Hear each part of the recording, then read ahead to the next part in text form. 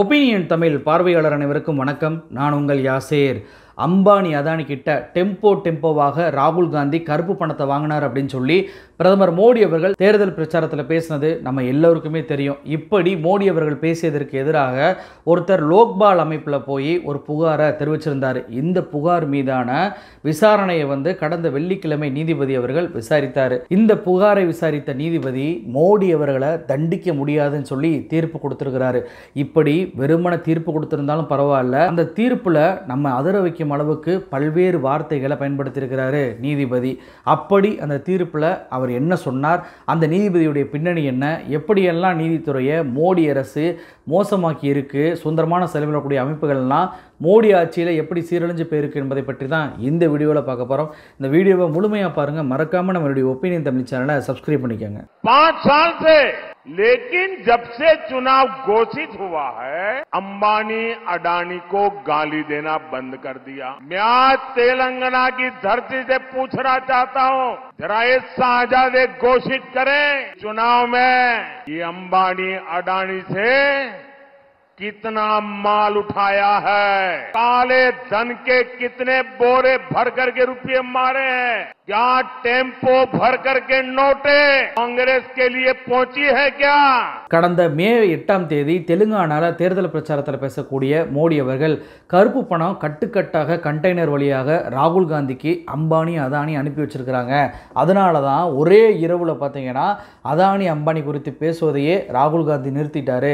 இவங்களுக்குள்ள போடப்பட்ட அந்த டீல் தான் என்ன, நாட்டு மக்களுக்கு ராகுல் காந்தி சொல்வாரா அப்படின்னு சொல்லி ரொம்பவுமே ஆணவமாக பேசியிருந்தாரு பிரதமர் மோடி அவர்கள். ஆனா கருப்பு பணம் வைத்திருப்பதாக இவரே குற்றம் சாட்டிய அம்பானி வீட்டு கல்யாணத்துல வெக்கமே இல்லாம போய் கலந்துகிட்டு அந்த மணமக்களுக்கு ஆசீர்வாதம் கொடுத்தவர் தான் இந்த மோடி.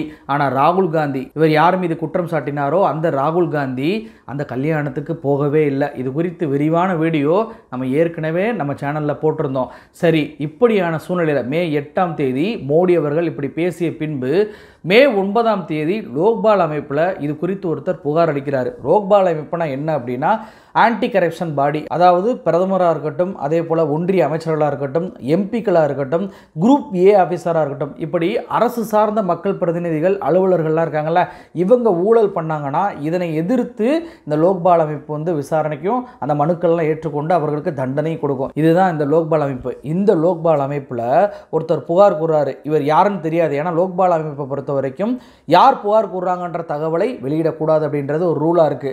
அந்த புகாரில் இவர் என்ன தெரியுமா சொல்றாரு, அதாவது அம்பானி அதானியும் கட்டுக்கட்டாக கருப்பு பணத்தில் கண்டெய்னர் வழியாக ராகுல் காந்திக்கு அனுப்பி வச்சது மோடிக்கு முன்பே தெரிஞ்சிருக்கு. அப்படி தெரிஞ்சும் இவர் ராகுல் காந்தி மீது நடவடிக்கை எடுக்காமல் இருந்திருக்கிறாரு. ஏன் இவர் நடவடிக்கை எடுக்கலை, அப்போது இவர் நடவடிக்கை எடுக்காததே ஒரு ஊழல் தான் அப்படின்னு சொல்லி ஒரு மனுவை லோக்பால் அமைப்பில் மோடி பேசின மறுநாள் மே 9ஆம் தேதி ஒரு புகாரை கொடுத்திருந்தாரு.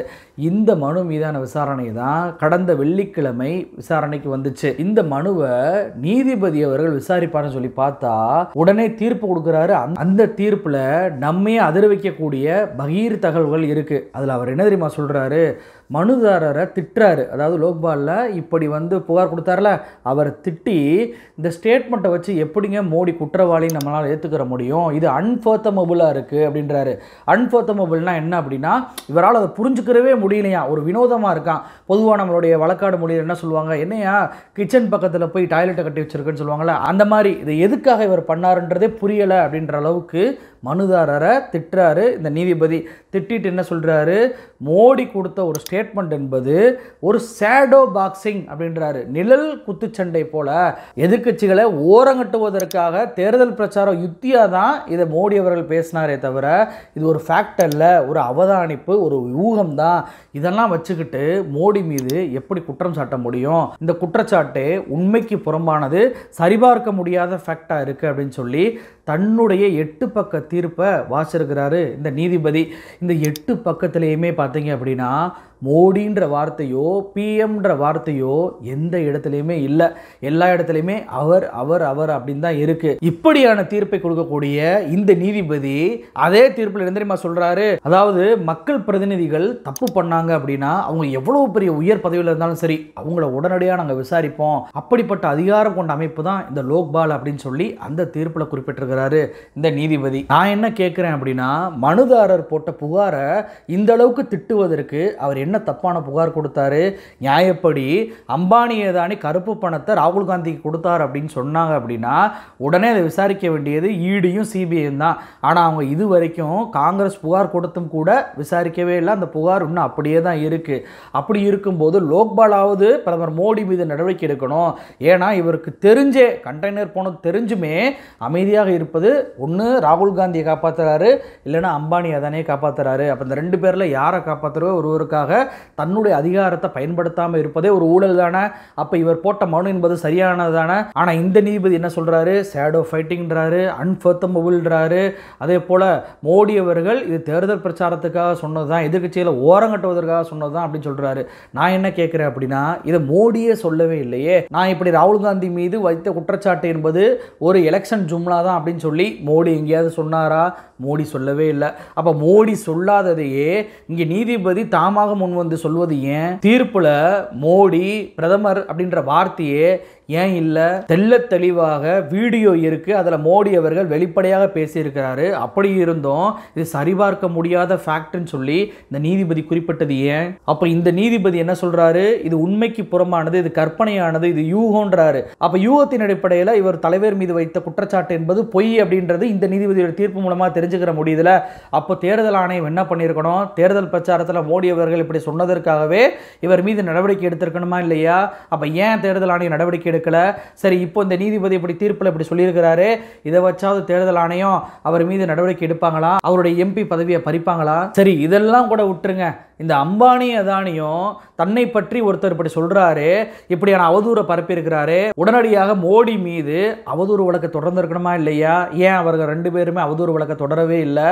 ஹிண்டன்பர்க் இதுதாங்க சொன்னா அதானி ஊழல் பண்ணிட்டாங்க அப்படின்னு சொல்லி சொல்லும்போது ஹிண்டன்பர்க் எதிராக உச்சநீதிமன்றம் வரை செல்லக்கூடிய இந்த அதானி தன் மீது கருப்பு பணம் வச்சிருக்கிறாரு. அது கண்டெய்னராக கருப்பு பணத்தை ராகுல் காந்திக்கு அனுப்பி வச்சாரு. இது தேசத்திற்கு எதிரான கான்ஸ்பிரன்சி அப்படின்னு கூட மோடி அவர்கள் சொன்னாரே. இப்படி சொன்னதற்கு எதிராக ஏன் நீங்க அவதூறு வழக்கு தொடரவே இல்லை? அப்போ அம்பானி அதானி மோடி எல்லாமே இந்த விஷயத்துல கூட்டா? இது மட்டுமா? இதே தீர்ப்பில் இந்த நீதிபதி என்ன சொல்றாரு? மோடி இது தேர்தல் பிரச்சாரத்துக்காக சொன்னார் அப்படின்னு சொல்றாரு. எங்க ராகுல் காந்தி அவர்கள் மோடி பெயர் உடையவர்கள் எல்லாருமே மக்களை ஏமாற்றி பணத்தை சுருட்டிக்கிட்டு வெளிநாடு போயிடுறாங்கன்னு சொல்லி இதே தேர்தல் பிரச்சாரத்தில் கர்நாடகாவில் தானே பேசினாரு.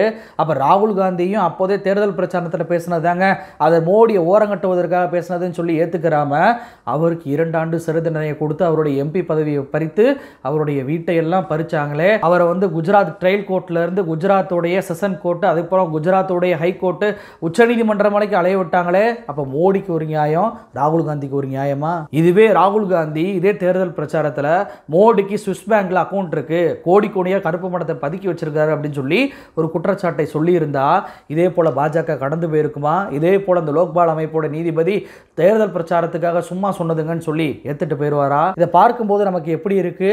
கருப்பு பணத்தெல்லாம் மீட்டுட்டு வந்து இங்க 15 லட்சம் ரூபாய் பணத்தை மோடி அவர்கள் போடுவேன்னு சொன்னார்ல, அது குறித்து அமித்ஷா கிட்ட கேள்வி கேட்கும்போது அமித்ஷா என்ன சொன்னாரு? இதெல்லாம் தேர்தலில் ஜெயிக்கிறதுக்காக அடிச்சு விட்ட ஜும்லாங்கன்னு சொன்னார்ல, அது போன்ற ஜும்லாவாக மோடி சொன்னாருன்னு சொல்லி ஒரு நீதிபதியே சொல்வது நியாயமா?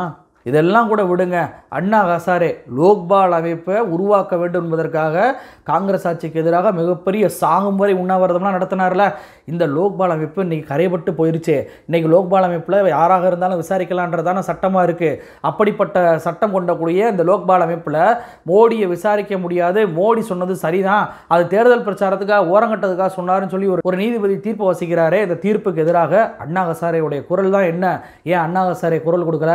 எப்படி குரல் குரல் கொடுப்பாரு. 2013 உருவாக்கப்பட்ட இந்த லோக்பாலுக்கு 2019 தான் தலைவரே நியமனம் பண்ணாரு மோடி அவர்கள். அப்ப இவ்வளவு ஆண்டு காலம் தலைவரே நியமனம் பண்ணாம போதெல்லாம் அமைதியாக இருந்த அண்ணா ஹசாரே இதுக்கு மட்டும் பொங்கிடுவாரா? அப்போ அண்ணா ஹசாரேவும் அன்னைக்கு மோடியோட கூட்டு சேர்ந்து தான் இப்படியான போலியான உண்ணாவிரதத்தை நடத்தி இருக்கிறார் அப்படின்றத இதன் மூலமாக மக்களால் புரிஞ்சுக்கிற முடியுதா இல்லையா? சரி, இப்படியான தீர்ப்பை கொடுத்த அந்த நீதிபதி யாரு, அவருடைய பின்னணி என்ன அப்படின்னு சொல்லி நம்ம தேடி பார்த்தோங்க. இந்த பிரமிக்க வைக்கக்கூடிய தீர்ப்பை கொடுத்தவர் வேற யாரும் இல்ல, ஓய்வு பெற்ற உச்சநீதிமன்ற நீதிபதியான AM கான்வில்கர் தான். இவர் தான் லோக்பாலுடைய அமைப்புடைய தலைவராக இருக்காரு. இவரை கடந்த பிப்ரவரி 27ஆம் தேதி 2024ஆம் ஆண்டு லோக்பாலுடைய தலைவராக மோடி தலைமையிலான கமிட்டி வந்து நியமிக்கிறாங்க. இவரை பொறுத்த வரைக்கும் பார்த்தீங்க அப்படின்னா கடந்த மே 2016 இருந்து ஜூலை 2022 வரைக்கும் உச்சநீதிமன்றத்தில் நீதிபதியாக பணியாற்றியிருக்கிறாரு. அப்படி இவர் நீதிபதியாக பணியாற்றி கொண்டிருக்கும் போது என்னெல்லாம் தீர்ப்பு கொடுத்தாரு அப்படின்னு சொல்லி நம்ம தேடி பார்த்தோம். அதுல அதிர வைக்கும் தகவல் வருது. மிக முக்கியமாக 2002 குஜராத் கலவரம் இருக்கு தெரியுமா? இந்த குஜராத் கலவரத்தில் எக்ஸான் ஜாஃப்ரி அப்படின்ற MP கொல்லப்பட்டார். இவருடைய மனைவியான ஜாக்கிரியா ஜாஃப்ரி இவர் உச்சநீதிமன்றத்தில் ஒரு வழக்கு போறாரு. என்ன வழக்கு போறாரு அப்படின்னா, அதாவது SIT விசாரணை அமைக்கிறாங்க 2002 கலவரத்தை விசாரிப்பதற்காக. இந்த விசாரணை குழு என்ன பண்றாங்கன்னா 64 பேர் மோடி உட்பட 64 பேருக்கு கிளீன் சிட் கொடுக்குறாங்க. அதாவது இவங்கெல்லாம் தப்பே பண்ணல, இவங்களை விடுதலை பண்ணலாம் அப்படின்னு சொல்லி ஒரு ரிப்போர்ட்டை கொடுக்குறாங்க. இந்த ரிப்போர்ட்டுக்கு எதிராக தான் இந்த ஜாக்கிரியா ஜாஃப்ரி அப்படின்ற பெண்மணி 2022ஆம் ஆண்டு உச்சநீதிமன்றத்தில் ஒரு வழக்கை தொடுக்கிறாங்க. அந்த வழக்கை தள்ளுபடி பண்ணக்கூடிய நீதிபதி வேற யாரும் இல்லை, இன்னைக்கு மோடி ஷேடோ பாக்ஸிங் பண்ணார் என்று சொன்ன அதே நீதிபதியான AM கான்வில்கர் தான். இது மட்டுமா, 2018 சிட்டிசனுடைய பிரைவசி பாதிக்கப்படுது, அவருடைய தகவல்கள் எல்லாம் கசிஞ்சுக்கிட்டு இருக்கு அப்படின்னு சொல்லி ஆதார் கார்டுக்கு எதிராக ஒரு வழக்கு தொடரப்படுது. அதெல்லாம் கிடையாது, ஆதார் கார்டு சரியானது என்று இவர் தீர்ப்பு கொடுத்திருக்கிறார். அதே போல 2018 சபரிமலையில் பெண்கள் நுழையலாம் என்று ஒரு தீர்ப்பு கொடுக்கப்பட்டுச்சு. அந்த தீர்ப்புக்கு பின்பு தான் கேரளாவில் மிகப்பெரிய அரசியல் குழப்பம் ஏற்பட்டுச்சு. அப்படியான குழப்பத்தை கொடுத்த அந்த தீர்ப்பிலையுமே இவர் இருந்திருக்கிறார். அதே போல 2020ஆம் ஆண்டு ஃபாரின் கான்ட்ரிபியூஷன் ஆக்ட்ல சில திருத்தங்களை பண்றாரு மோடி அவர்கள். அதன் அடிப்படையில் பார்த்தீங்க அப்படின்னா இங்க இருக்கக்கூடிய NGOக்களுக்கெல்லாம் ஃபாரின்ல இருந்து வரக்கூடிய நிதி எல்லாம் நிறுத்தக்கூடிய அளவுக்கு அந்த சட்டம் இருந்து இருந்துச்சு. உதாரணமாக அம்னஸ்டி, மதர் தெரசா போன்ற தொண்டு நிறுவனங்களுக்கு கூட வெளிநாட்டில் இருந்து பணம் வருவதை நிறுத்தக்கூடிய அளவுக்கு ஒரு திருத்தத்தை பண்ணாரு மோடி அவர்கள். இதுக்கு எதிராக 2022 உச்சநீதிமன்றத்தில் வழக்கு தொடரப்பட்டுச்சு. அந்த வழக்கில் மோடி செய்த ஃபாரின் கான்ட்ரிபியூஷன் ஆக்ட் சரியானது என்று தீர்ப்பு கொடுத்தாரு இதே நீதிபதி. இது மட்டுமா, இவர் ரிட்டையர்ட் ஆவதற்கு 2 நாளைக்கு முன்னாடி ஈடிக்கு வானவளாவிய அதிகாரத்தை கொடுத்திருக்கிறாங்க. அதற்கு எதிராக ஒரு வழக்கு உச்சநீதிமன்றத்தில் தொடரப்பட்டுச்சு. அந்த வழக்கை விசாரிச்சு இவர் என்ன தெரியுமா தீர்ப்பு கொடுத்தாரு? இவரோட தீர்ப்புல வந்து பாத்தீங்கன்னா போலீஸ் FIR போடுற மாதிரி தான் ஈடி வந்து ECIR போடுவாங்க. இதை குற்றம் சாட்டப்பட்ட நபருக்கு கொடுக்கவே தேவையில்லை, அந்த கட்டாயம் இல்லை அப்படின்னு சொல்லி தன்னுடைய தீர்ப்புல சொல்லியிருக்கிறாரு. அது மட்டுமா, செக்ஷன் 19 ஈடி கைது செய்யக்கூடிய அதிகாரம் இன்றைக்கு வரைக்கும் அரவிந்த் கெஜ்ரிவால் வழக்கில் அது பேஸ் பொருளா இருக்கு. அந்த செக்ஷன், அதே போல செக்ஷன் 5 சொத்துக்களை ஈடி பறிமுதல் பண்ணக்கூடிய அதிகாரம், இது எல்லாம் ஈடிக்கு கொடுக்கப்பட்ட அந்த அமெண்ட்மெண்ட்டை இவர் தீர்ப்புல தடுக்கவே இல்லை. நாராக அது செஞ்சது சரிதான் அப்படின்னு சொல்லி தீர்ப்பு கொடுத்தாரு இதே நீதிபதி. அப்போ இப்படியான தீர்ப்புகள் கொடுக்கப்பட்டதனால தான் இவருக்கு லோக்பாலுடைய தலைவர் பொறுப்பை மோடி அவர்கள் கொடுத்தாரா அப்படின்ற கேள்வியை இன்னைக்கு நான் கேட்கல, பொதுமக்கள் கேட்கிறாங்க. நீதிபதியுடைய பணிக்காலத்தில் இருக்கும்போது ஒரு வகையான தீர்ப்புகளை கொடுத்து ரிட்டையர்ட் ஆன உடனே மோடி அரசு அதே நீதிபதிகளுக்கு பதவிகளை கொடுப்பது என்பது புதிது கிடையாதுங்க. இதுக்கு முன்னே பார்த்தீங்க அப்படின்னா ரிட்டையர்ட் ஆன 4 மாசத்திலே ராமர் கோயில் தீர்ப்பு கொடுத்த ரஞ்சன் கோகாய் MP-யாக மாற்றப்பட்டார். அதே போல் ஜூலை 2021 ஜஸ்டிஸ் அசோக் பூஷன் ரிட்டையர்ட் ஆன உடனே பார்த்தீங்கன்னா தேசிய சட்ட தீர்ப்பாயத்திற்கு தலைவராக நியமிக்கப்படுறாரு. அதே 2021 ஜஸ்டிஸ் அருண்குமார் மிஸ்ரா தேசிய மனித உரிமை ஆணையத்துடைய தலைவராக நியமிக்கப்பட்டார். அதே போல 2023 ராமர் கோயிலுக்கு தீர்ப்பு வழங்கிய அப்துல் நசீர் அவர் ஆந்திராவுடைய ஆளுநராக முர்மு அவர்களால் நியமிக்கப்பட்டார். உச்சநீதிமன்ற தலைமை நீதிபதி சதாசிவம் அமித்ஷாவுடைய வழக்கை இவர் விசாரிச்சார். இவர் கேரளாவுடைய ஆளுநராக நியமிக்கப்பட்டார். ஏன் இப்ப கூட மேற்கு வங்கத்தில் உயர்நீதிமன்ற நீதிபதி ஒருத்தர் வாலண்டியராக ரிட்டையர்மெண்ட் வாங்கி பிஜேபியில் MP தொகுதிக்கு போட்டியிடக்கூடிய சூழ்நிலை நிலவச்சா இல்லையா? அப்போ அவர் என்ன சொன்னார்? நான் நீதிபதியாக இருக்கும்போதே பாஜக என்னை அப்ரோச் பண்ணுச்சு அப்படின்றத வெளிப்படையாகவே சொன்னார். அது மட்டுமா, ஒரு நீதிபதி ரிட்டையர்ட் ஆகிறாரு, ரிட்டையர்ட் ஆகும்போதே நான் RSS காரன், நான் RSS பணியில் போய் ஈடுபட போகிறேன் அப்படின்னு சொல்லி பெருமையாக சொல்லக்கூடிய சூழ்நிலையெல்லாம் நிலவுச்சு. ஏன் இப்போ சமீபத்தில் ஜஸ்டிஸ் ஆர்யா அவருமே இப்போ பிஜேபியில் போய் சேர்ந்திருக்கிறாரு. அப்போ தொடர்ச்சியாக ஒன்று சாதகமான தீர்ப்புகள் கொடுக்கக்கூடிய நீதிபதிகளுக்கு மோடி அரசு பதவியை கொடுக்குறாங்க, இல்லைன்னா அவங்க பாஜகவில் போய் சேர்றாங்க.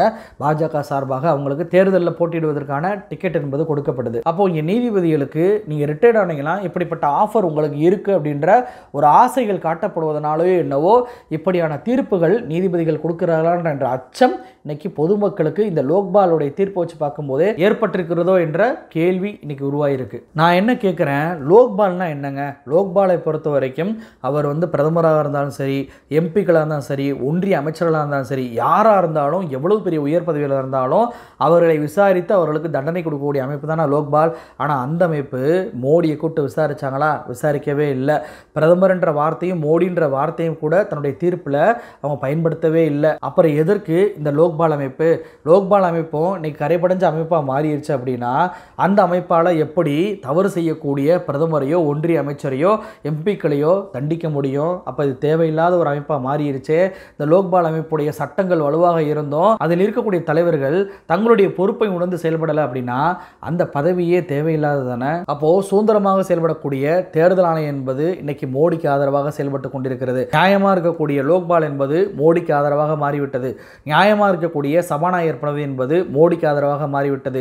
நியாயமாக நேர்மையாக அரசியலில் கலக்காமல் இருந்த ராணுவம் என்பது இன்னைக்கு அக்னிபாத் திட்டத்தில் கூட ராகுல் காந்திக்கு எதிராக அறிக்கை விடக்கூடிய அளவுக்கு இன்னைக்கு மாறி இருக்கு. அரசை தட்டி கேட்கக்கூடிய ஊடகங்கள் இன்னைக்கு கோடி மீடியாக்களாக மாறி இருக்கு. அப்போ சுதந்திரமாக செயல்படக்கூடிய எல்லா அமைப்புகளுமே இன்னைக்கு மோடிக்கு ஆதரவாக மாறி இருக்கு அப்படின்றது தான் இது போன்ற விஷயங்களை பார்க்கும்போது மக்களுக்கு அச்சத்தை ஏற்படுத்துது. அப்போ நாம கேட்பது என்ன அப்படின்னா, உச்சநீதிமன்றம் இந்த லோக்பால் கொடுத்த தீர்ப்பை மறுபரிசீலனை பண்ணியே ஆகணும். மோடியே சொல்லாத விஷயத்தை எல்லாம் இந்த நீதிபதி எப்படி சொன்னார் அப்படின்ற கேள்வி இன்னைக்கு மக்களுக்கு எழுந்திருக்கல. அந்த கேள்விக்கான பதிலை தீர்க்க வேண்டிய கடமை என்பது இன்னைக்கு உச்சநீதிமன்றத்துக்கு தான் இருக்கு. உச்சநீதிமன்றத்தில் இந்த வழக்கு என்பது மேல்முறையீடு செய்யப்பட வேண்டும். இந்த வழக்கை கண்டிப்பாக விசாரித்து உரிய தீர்ப்பை உச்சநீதிமன்றம் வழங்க வேண்டும் என்பதுதான் மக்களுடைய கோரிக்கையா இருக்கு. நன்றி.